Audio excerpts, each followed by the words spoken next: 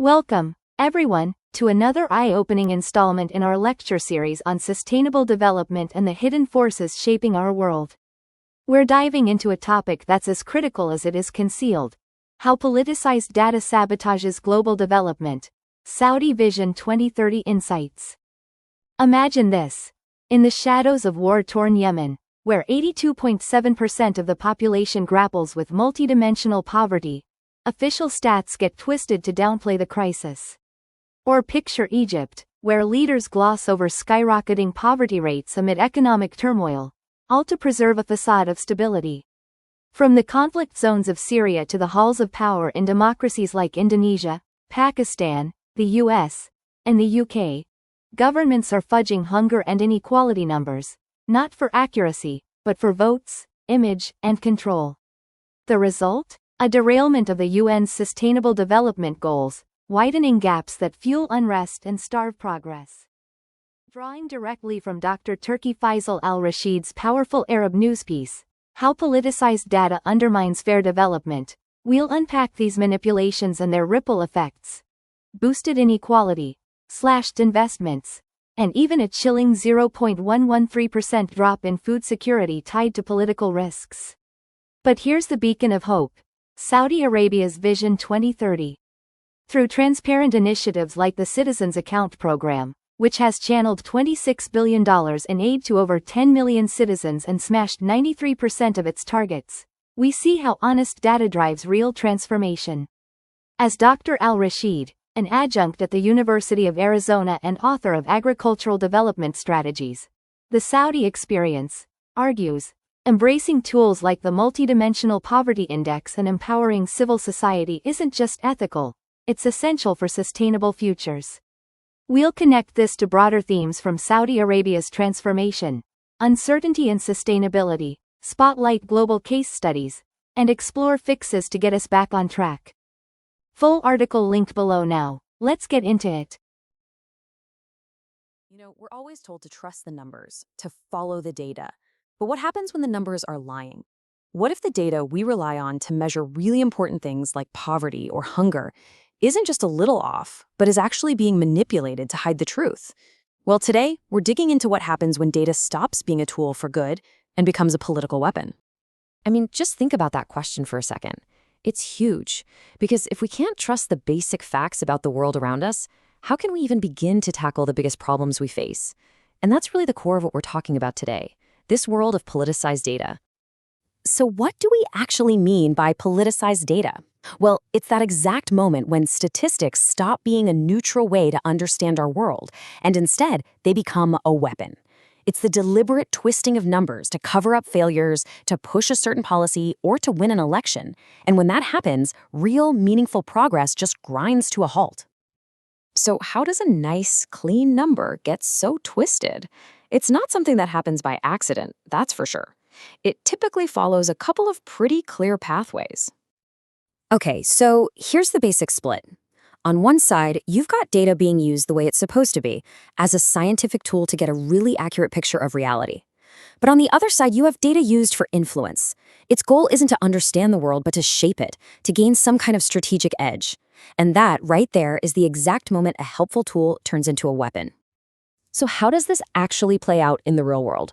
Well, first, you've got something called bureaucratic bias. Just imagine local officials sending resources, not to the areas that need them most, but to the ones that are already influential or well-connected. The data that comes out of that process completely misses the folks who are struggling, creating these exclusion errors.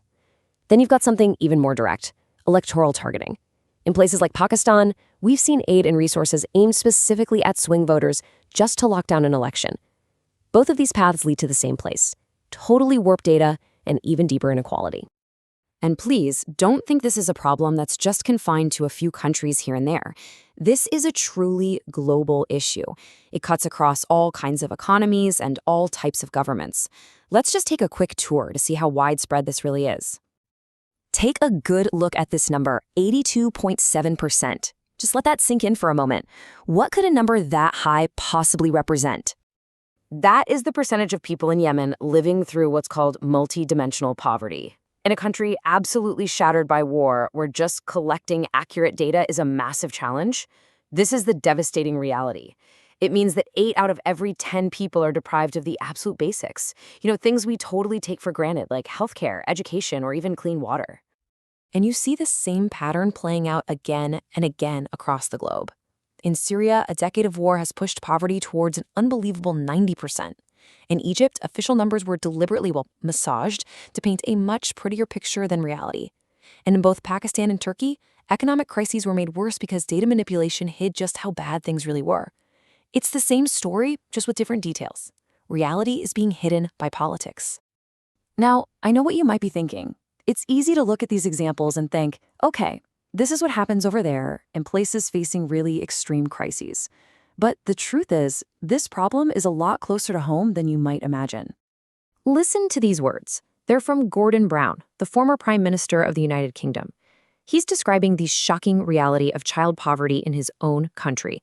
And that description, it paints a picture that is so much more powerful than any sanitized statistic, doesn't it? It shows you the human suffering that gets buried when the official numbers just don't tell the whole story. And the manipulation isn't always about faking numbers. Sometimes it's about getting rid of them entirely. In the United States, for instance, the government just abruptly stopped its long-running food insecurity survey. The official reason was that the data was overly politicized.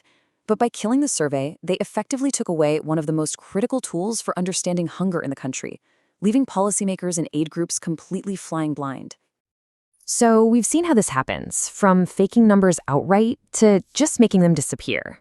But what is the actual cost of all these lies? Why does hiding the truth in the numbers matter so much? Well, the link between how a country is run and how its people live isn't just an idea, it's something you can literally measure. Studies that looked at 124 countries found a direct mathematical connection. More political strife, food security drops. More corruption, people are literally consuming fewer calories. But look at the flip side. This is the hopeful part. When you strengthen the rule of law, food security actually goes up. The data tells a really clear story. And the damage just creates this massive ripple effect. Economically, it scares away investment and tanks productivity.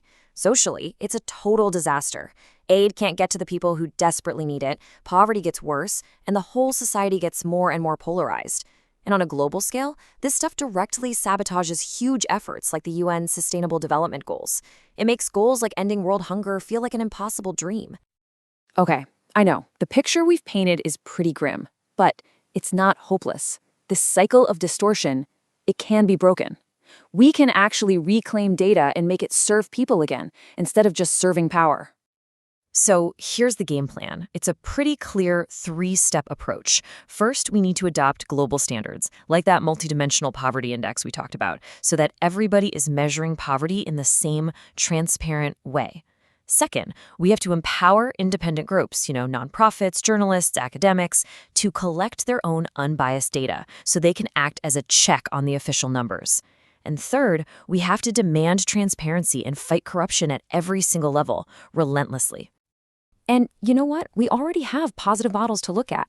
In Saudi Arabia, the Citizens Account program has used data in a transparent and really effective way to get assistance to 10 million people, helping them handle economic changes. It's a fantastic example of how, when the political will is actually there, data can be a massive force for good. It can make sure aid gets distributed fairly and gets to the people who need it. At the end of the day, it all boils down to this. Data is just a tool. And like any tool, you can use it to build a better world, or you can use it to break things. The challenge for all of us is to make sure it's being used to build. So the question I really want to leave you with is this.